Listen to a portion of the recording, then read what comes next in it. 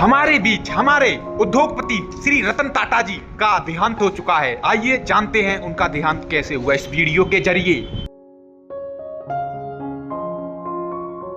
देश भर में शोक की लहर दौड़ गई है। भारत के दिग्गज उद्योगपति रतन टाटा का निधन हो गया है।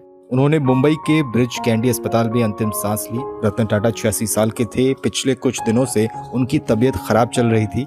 दरअसल बुधवार की शाम में उनकी तबीयत ज्यादा बिगड़ने की खबर आई थी, जिसके कुछ घंटे बाद ही उन्होंने दुनिया को अलविदा कह दिया। रतन टाटा का जाना देश के लिए एक बड़ी क्षति है। हालांकि उन्हें देश कभी भूलेगा नहीं। उन्होंने देश के लिए एक से बढ़कर एक कई बड़े काम किए।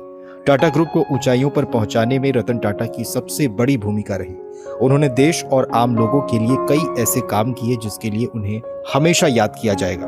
रतन टाटा एक दरियादिल इंसान थे और मुसीबत में देश के लिए हमेशा तैयार रहते थे। इससे पहले सोमवार को भी रतन टाटा की तबीयत बिगड़ने की खबर आई थी, जिसके कुछ घंटों के बाद खुद उन्होंने सोशल मीडिया साइट एक्स पर पोस्ट किया था। इस पोस्ट में उन्होंने लिखा था कि मेरे लिए चिंता करने के लिए आप सभी का धन्यवाद। मैं बिल्कुल ठीक हूँ, चिंता की कोई बात नहीं है। मैं बढ़ती उम्र से जुड़ी बीमारियों की रूटीन चेकिंग के लिए अस्पताल आया हूँ, लेकिन देश को ये दर्द अब हमेशा रहेगा कि वो इस बार अस्पताल से नहीं लौट पाए और हमेशा के लिए अंतिम यात्रा पर निकल पड़े।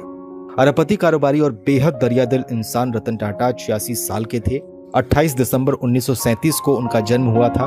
वो साल 1991 से लेकर 2012 तक टाटा ग्रुप के चेयरमैन भी रहे और इस दौरान उन्होंने बिजनेस सेक्टर में कई कीर्तिमान स्थापित कर देश के सबसे पुराने कारोबारी घरानों में से एक टाटा समूह को बुलंदियों तक पहुंचाया। रतन टाटा की शख्सियत को देखें तो वो सिर्फ एक बिजनेसमैन नहीं थे, बल्कि एक सादगी से भरे नेक और दरियादिल इंसान थे।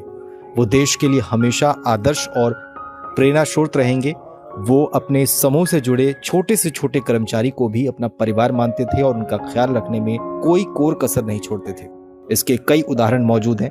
गौरतलब है कि रतन टाटा को 1991 में ऑटो से लेकर स्टील तक के कारोबार से जुड़े समूह टाटा समूह का चेयरमैन बनाया गया था। चेयरमैन बनने के बाद रतन टाटा ने टाटा ग्रुप को एक नई ऊंचाइयों पर पहुंचा दिया। उन्होंने 2012 तक इस समूह का नेतृत्व किया, जिसकी स्थापना उनके परदादा ने की थी।